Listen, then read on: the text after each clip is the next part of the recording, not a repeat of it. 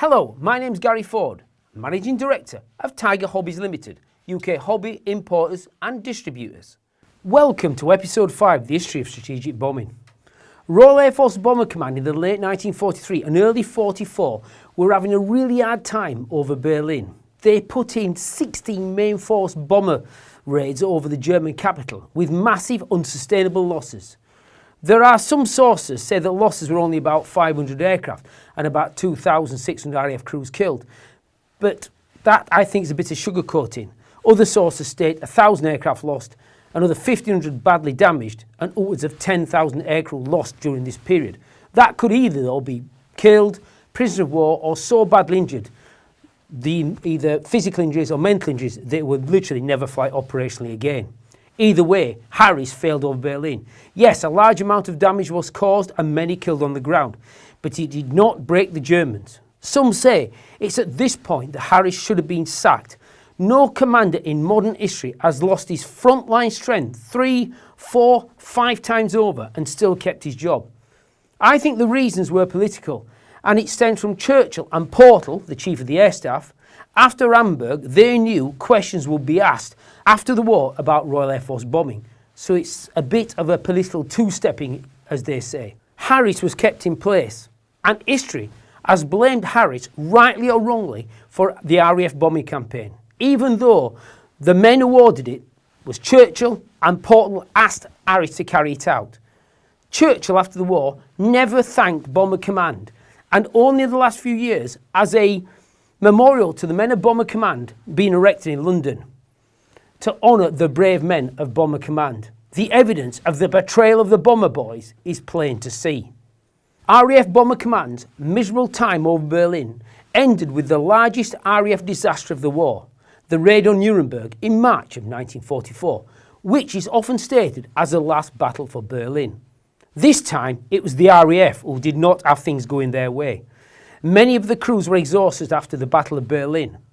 There would be poor weather forecast and a full moon. And worst of all, the Germans had learnt massive lessons in the use of night fighters. No more inflexible system of a box in the sky with a night fighter restricted to that box. It was now going to be a free-for-all. The Germans developed a series of beacons over Germany, and the night fighters were tuned into the beacons. So this time, the bomber stream would work against itself. The long stream of bombers working its way to the target would be spotted on radar, and the ground controllers would turn the beacons to the north and to the south of the stream. Here is a map of the raid, and the numbers are the aircraft losses. As you can see, most are on the run to the dogleg. Night fighters to the north of the stream would be ordered south, and the night fighters to the south of the stream would be ordered north, both crossing the bomber stream with orders to shoot what they could see. Almost 800 Royal Air Force heavy bombers set off for Nuremberg on the night of the 30th, 31st of March 1944. The raid was to target railway systems and other local industrial targets. They were picked up on radar coming across Germany, and on the straight run to the dogleg is where the German night fighters on Nachtjagers struck, and soon bomber after bomber was falling from the sky. The ones that got through were either getting lost or in many cases bombing the wrong target or missing it totally and hitting open fields. The raid ended with little or damage done to the target, maybe killed as little as 40 people on the ground. But the night fighters had done their job. 96 Royal Air Force heavy aircraft were shot from the sky, with close to 800 bomber lads and bomber crews being lost, with almost 600 killed. That's more in 1 hour than all the fighter command killed in the Battle of Britain. Back in late 42, the Luftwaffe had been experimenting with Schrage music or jazz music. 2, and in some cases 4, upward firing 20mm cannons fitted to twin-engine heavy night fighters, and by early 44, this was one of the main weapons used by the night fighters. The night fighter pilot, Peter Sponder, once said to me, the first RAF heavy bomber, he came underneath and shot directly at the centre. Well, that's where the bomb load is, you can see on this model. And the aircraft literally exploded and killing one of his crew. He was 19 at the time and on his first mission. After this, he learned to hit the bomber with a quick burst of jazz music between the two engines' ear.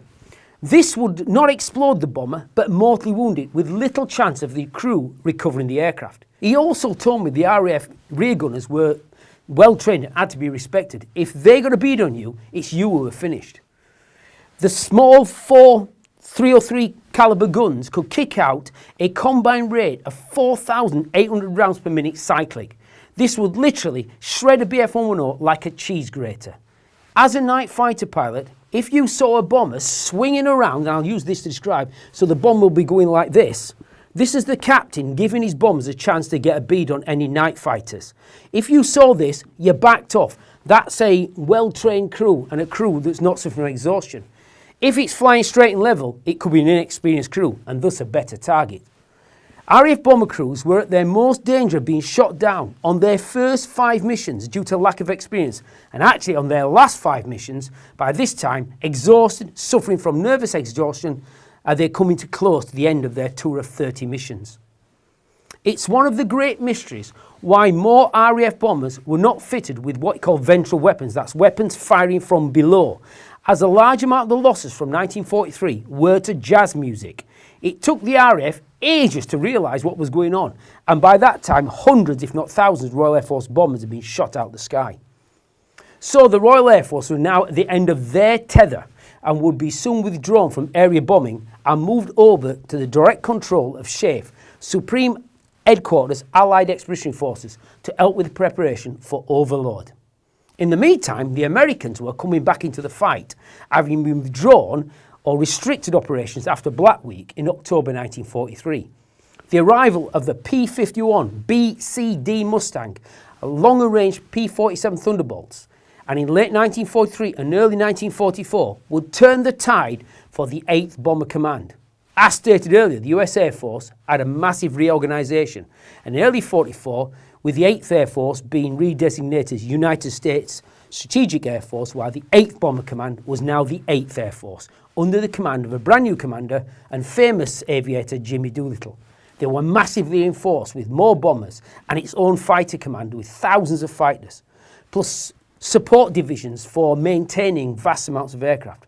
The Badlands, or base air depots, over in Lancashire at places like Burton Wood and Wharton, and Langford Lodge in Northern Ireland, would look after all aircraft coming to theatre for the United States Strategic Air Force in Europe and the Middle East. The P-51 Mustang, originally a UK design request, was a good aircraft with a powerful Allison V12, but like the P-40 mentioned in earlier episodes, struggled at high altitudes, but a sound airframe. So in late 1942, they fitted it with a Rolls-Royce Merlin into a test Mustang, and the results were startling. Speeds in excess of 400 miles an hour at a ceiling of 22,000 feet, and the test pilots shoving these Mustangs up to 40,000 feet. Test aircraft were handed over to the United States Army Air Force in spats, and production of the P-51B at the North American plant in California, with the Packard Merlin and the P-51C at a plant in Texas. They were now fitted with the Hamilton 4-bladed propellers. These aircraft could now hit 440 miles an hour at 27,000 feet, with drop tanks at a massive range all the way to Berlin and back. The US 8th Air Force are now at the final part of the puzzle to hit the Germans. Also, the B-17s, you can see here with the chin turret and more better guns for better protection for the waist gunners to stop them freezing at night, was coming into service. Also, better armed versions of the B-24 Liberator were also in service. The Allies were not getting it their own way though, and the Germans started in January 1944 the Mini Blitz, or sometimes called the Baby Blitz. This was fast bombers attacking London and the southeast, lasting until May 1944. The Operation Steinbock, the Ju-8, the Schnell bomber, was the favourite due to its speed and bomb-carrying capability, and the Germans put together some 500 bombers for the operation, which was to interrupt the upcoming invasion of France. The Germans knew it was coming, just not sure where it was coming. Other aircraft were the Do-17 and Germany's only other heavyish bomber, the HE-177 Grief. The RAF defences knew Steinbock was coming by December 1943 by Ultra, so a strong night fighter force of Mosquitoes and Bullfighters would be waiting for them. Operation Steinbock killed about 1,600 British civilians, which for late in the war was a bit of a shock. And it was intended to use V1 missiles, but these were not ready. So the Luftwaffe had to use its bombers, and these would be easy meat for our night fighters. 70% of all the attacking aircraft was shot down before the Luftwaffe finally withdrew Operation Steinbock in May 1944, losing many valuable aircraft that could have confronted the Allies at Overlord D-Day. One of the great mysteries of the bombing campaign was the lack of softening up of the German night fighters that were having a terrible toll of British heavies. Yes, intruder missions were flown, but not mega successfully. This led to some German aces scoring huge numbers, including the Spook of St. Trod, Wolfgang Schnaufer, who would shoot down 121 aircraft, 114 of them Royal Air Force heavy bombers. That could be over 800 bomber lads. Why on earth did they not have him killed in his bed? The clue was the name, the base, St. Trod, and the Germans were using him for publicity, so he would have been known to Royal Air Force intelligence. The so-and-so survived the war only to be killed in a car crash in 1950. From early 1944, intruder missions get top priority, as the German airfields will be hammered before D-Day, many being flown by Canadians of 418 Squadron and the Australians of 464 Squadron crews, using the Mosquito FB-6 fighter bomber, plus P-47s of the US Air Force and USAF, and many other types. The scene was set for the largest air armada of the war, as thousands of Allied aircraft would hit France, the Netherlands and Germany in the build-up to D-Day. One of these was Big Week, or Operation Argument, from the 20th to 25th of February 1944. Big Week was a joint operation between the USAF and the Royal Air Force, but Harris had to be hardballed by Portland, the Chief of the Air Staff, into joining the missions. The USAF would hit Germany during the day and the Royal Air Force at night. Harris would often refer to the USAF as the Oily Boys for their love of hitting German oil production and armament factories. Operation Argument would be coupled with the previous directive, Point Blank, which from 1943 was used to degrade the Luftwaffe. In Big Week, one of the missions was to draw the Luftwaffe fighters into the air and knock them down with the new P-51 Mustang, which we've got here in diecast. A lot of Mustangs were flown by young American farm boys who'd spent their youth doing a bit of duck shooting, so were already quite aware of the art of deflection. That is, aiming your guns at a point in the sky where you know the German aircraft will be in a few seconds, or the ducks. We shall look at the role of the USAF fighters from early 1944, confident young men who, for all their general lack of experience, shocked the Germans by their fighting spirit and the ability to knock the Germans out of the skies. Key to this was the leadership of these young men, and one of the finest fighter leaders of the war was USAF Colonel Don Blakesley, and he's pictured as we are speaking. Blakesley from the USA volunteered for the RCAF in 1940. After training, was posted to England in May 1941 and part of 401 Squadron Royal Canadian Air Force. He did not try to join the Eagle Squadron with the rest of the American volunteers, but stayed with the RAF/RCAF. It was noted by Royal Air Force leadership this pilot was showing great leadership in combat, not necessarily getting the victories in the air, but a great sense of leadership. And in late 1942, the Eagle Squadrons were amalgamated into the USAF 4th Fighter Group, and in early 1943 swapped its graceful Spitfires for the massive P-47 Thunderbolt, or Jug. And Blakesley scored his first P-47 kill over an FW-90 in April 1943. He developed the tactics of flying above the air battle and directing the pilots while leading the 4th Fighter Group. He was not totally interested in his tally, but leading his men and making sure the mission was a success. And in late 1943, he managed to fly one of the new P-51 Mustangs and wanted the 4th Fighter Group re-equipped with a new fighter as soon as possible. Also in January 1944, he officially became the commanding officer of the 4th Fighter Group. But the 4th Fighter Group would use the massive P-47 Thunderbolt during Big Week and destroy many German aircraft under the leadership of Blakesley. Just as Big Week came to an end, the group finally received its Mustangs and Blakesley made sure the group was quickly converted to the new fighter, and in early March 1944 led his first mission with the Mustangs, and started an intense 6 months of leading and fighting over Europe with the P-51 Mustang. Blakesley was finally grounded in September 1944, having flown 500 combat sorties and over 1,000 combat hours, and shot down 15 enemy aircraft. It was Johnny Johnson, one of our most famous aces, who stated, "Colonel Don Blakesley is possibly the finest fighter leader of the war." Operation Argument, or Bigwig, hit the Germans hard, and many German fighters fell to the guns of P-51s, P-47s and Royal Air Force Spitfires. But it also came at a terrible price. Over 130 RAF bombers, 240 USAF bombers and a good number of Allied fighters were lost. Bigwig also hit hard the German armament factories and other plants that could produce the weapons that the Allies would face on D-Day. Not long after the Battle of Nuremberg, the RAF Bomber Command was brought under the control of Eisenhower, the Supreme Allied Commander, in April of 1944, with Harris none too happy, but was overruled by Chief of Air Staff Portal and missions directed by Air Vice Marshal Tedder, Eisenhower's deputy.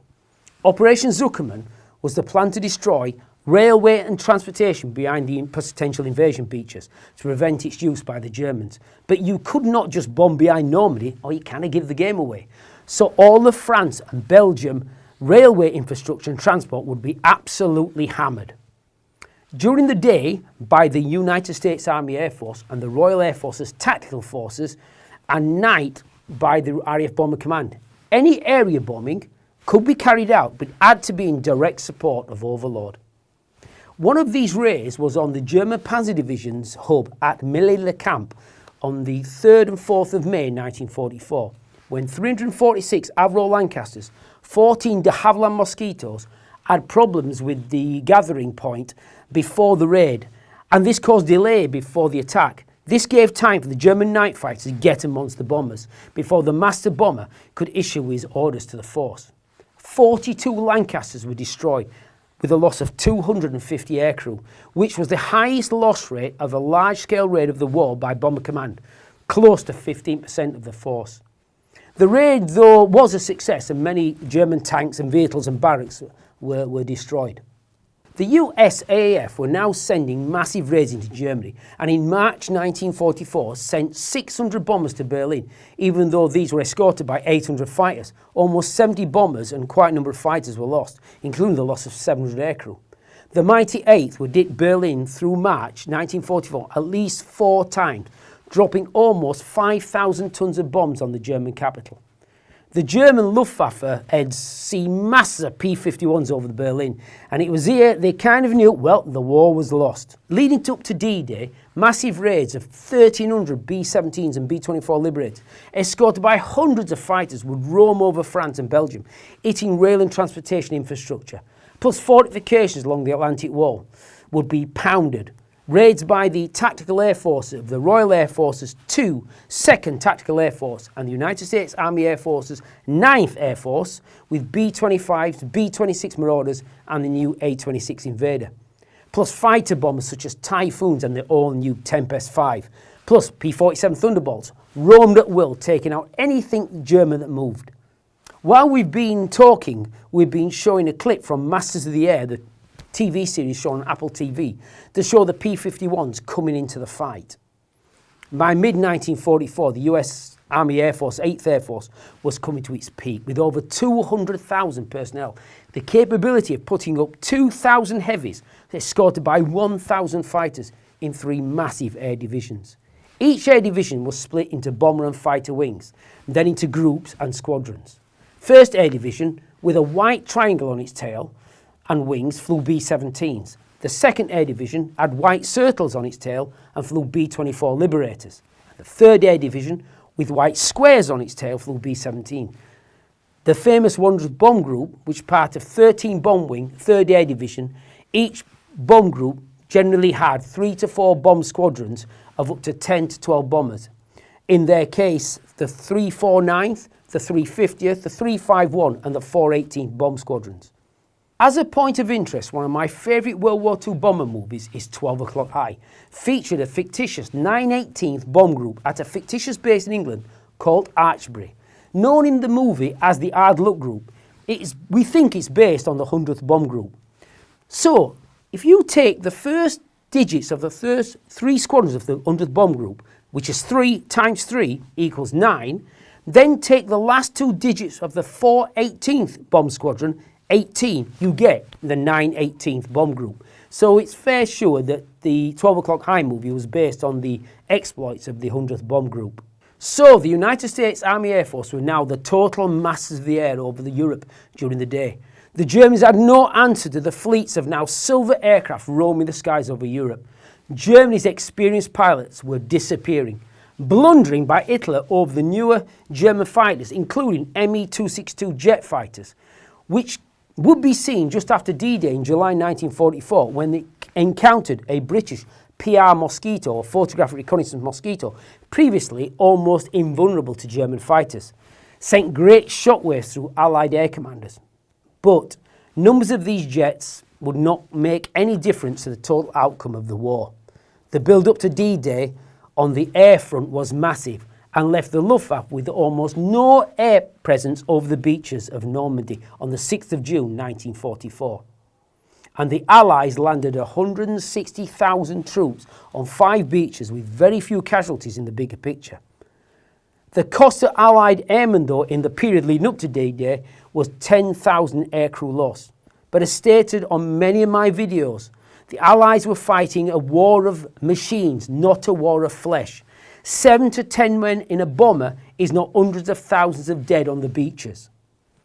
There is no doubt the lack of a long-range escort fighter in 42 and 1943 was a massive oversight by the Allies, and for the RAF not to target with any efficiency the German night fighter bases ended up with thousands of Allied bomber aircrew lost. There was a report from the USAAF in late 1942 when they took copies of a brand new RAF version of the Spitfire, the Mark 9, and tested it in the USA at Wright-Patterson Airfield, which was their Area 51 of World War II. And they were very impressed with its turn of speed, incredible combat agility compared to current USAAF fighters at the time.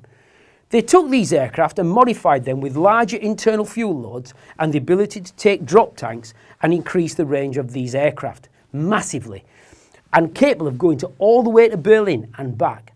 To test this theory, they actually flew them back across the Atlantic, staged of course, to prove the range to the Royal Air Force, who were just not interested in a long-range Spitfire.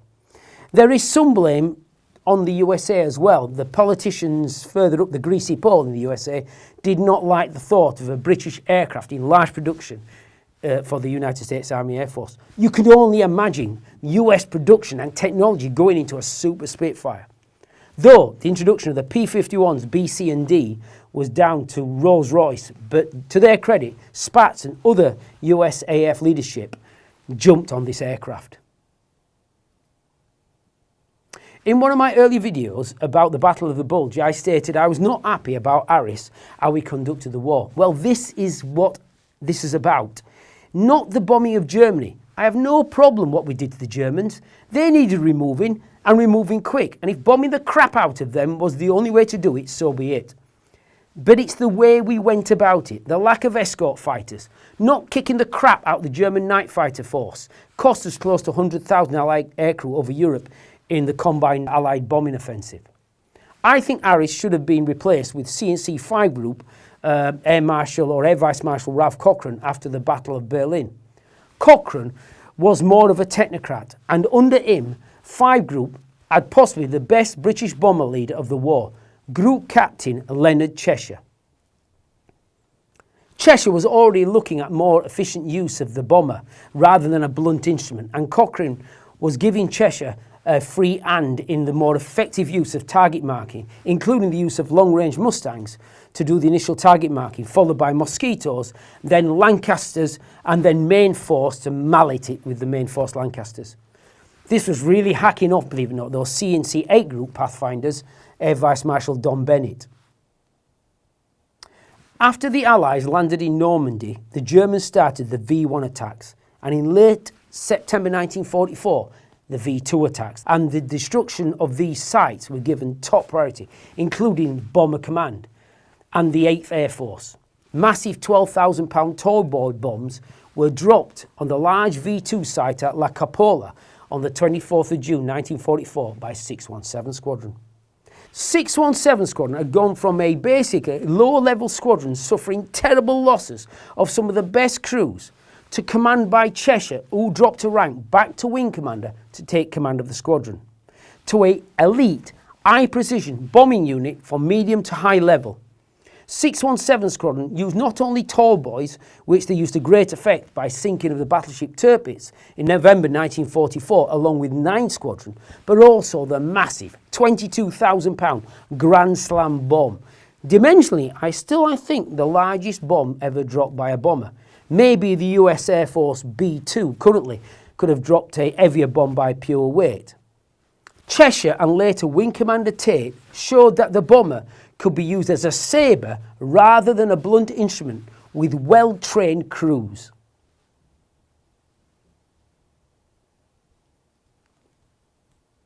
Finally, in the bombing campaign over Europe, I will need to cover in the last few months of the war the most controversial Royal Air Force raid of the war, Dresden, and Harris's return to the cities.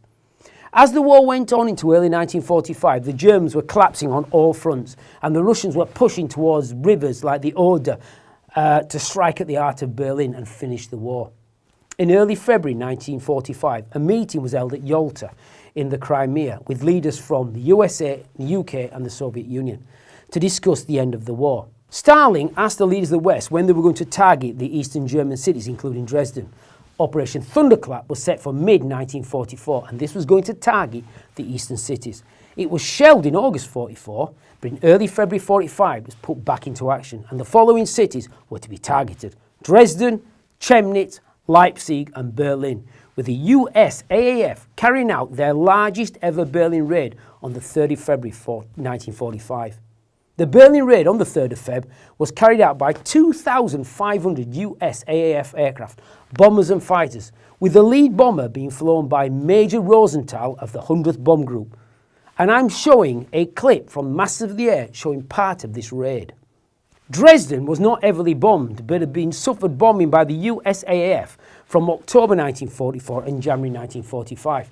But it's the Royal Air Force Bomber Command raid of 14th of Feb 1945 that is the most controversial, known for its China production and a very beautiful city.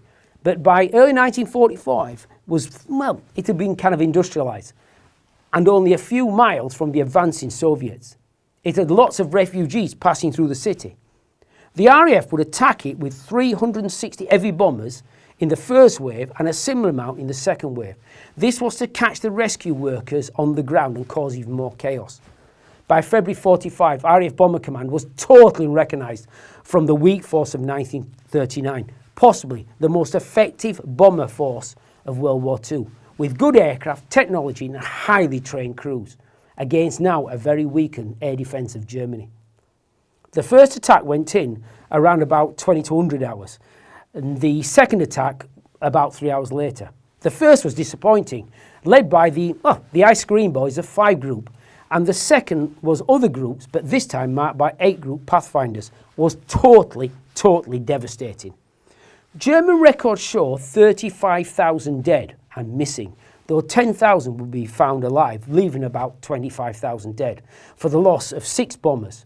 Joseph Goebbels, the Nazi propaganda minister, was wild with rage, initially blaming good old Goering for being utterly useless. But then, in an act of propaganda, he turned 25,000 dead to 200,000 dead, stating many innocent refugees had been killed passing through the city at night, so we don't really know the real numbers. This propaganda was effective and soon got under the skin of senior Allied politicians, who started to call for an end what they stated was terror bombing. Churchill started to distance himself, writing to the chiefs of staff, stating we need to do less strategic bombing and more tactical objectives, rather than on mere acts of terror and wanton destruction, however impressive. Harris hit back, stating, yes, this kind of bombing is totally and utterly repugnant, but we all agreed this in 1942, and basically stating, quicker we get this war over, the better, and the remaining German cities were not worth the bones of one British grenadier. Some US politicians were also up in arms, saying the RAF bombing was cruel and unnecessary so close to the end of the war, but conveniently forgetting that the United States Army Air Force bombed Dresden another 5 times after the RAF single raid. The RAF dropped 2,700 tons of bombs on Dresden, and the US Air Force, or USAAF, dropped 4,500 tons of bombs on Dresden.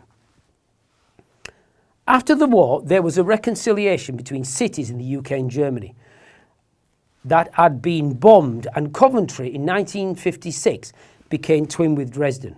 But in the early 1960s, during the period of the lions led by donkeys take on the Great War British generals, there was a massive fabrication of the raid, with Soviets and now East Germany stating not 200,000 dead, but 300,000 dead. Later, pro-Nazis and Holocaust deniers used Dresden to say the Allies were worse than the Nazis when it came to war crimes. Disgraced historian and writer David Irvine wrote a book called The Destruction of Dresden, and he put the tally at 150,000 dead, and for many years these figures were accepted, many by well-meaning folk who rightly state that war is awful and bombing terrible, but used it to batter Royal Air Force Bomber Command and its veterans. The British government and the MOD did not have a memorial to the men of Bomber Command until the one in London was completed, but this has been subject to much vandalism, mainly with paint and things. Much of it done by folks who have been, I'm sorry to say, possibly the useful idiots of Joseph Goebbels, the Soviet Union and David Irving.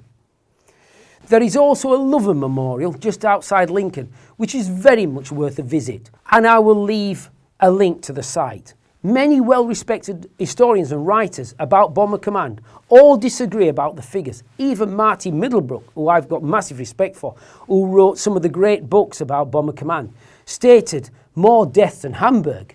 In recent times, historians have put the death toll at a rate of no more than 2,500, but this is purely sugarcoating. I find this hard to believe, and I think the original German report of 25,000 dead is possibly close to the truth. Whatever the figure was, Dresden tainted Royal Air Force Bomber Command after the war, and in my opinion, very unfairly. There is nothing wrong holding views that the bombing campaign carried out by the Allies against Germany was tragic and awful and may have been misguided and should never happen again. But vandalising the memorials to brave young men who had carried out this task when the country for much of World War II was up against it and fighting for the free world is plainly wrong. As stated before in my previous videos, if the Germans had surrendered, the Allies would have stopped bombing. If the Germans had won, the Nazis would have kept on murdering in vast numbers. The Allies killed approximately 600,000 Germans in the bombing, many working to build the weapons to keep the war going. The Nazis murdered upwards of 12 million people, including the 6 million Jews and 6 million others. And if they'd have got their way, millions more if the war had gone on. The bombing campaign in Europe by the Allies had cost close to 100,000 aircrew lives, 55,000 in Bomber Command alone, about 42,000 US airmen, plus many more in fighters and fighter bombers and other types. In the next episode, we shall go to the Pacific. During mid-1944 in the European campaign, the commander of the 3rd Air Division of the 8th Air Force, General Curtis LeMay, one of the youngest generals of the war, will be transferred to the Pacific to take charge of the massive B-29 superfortress to attack the Japanese main islands.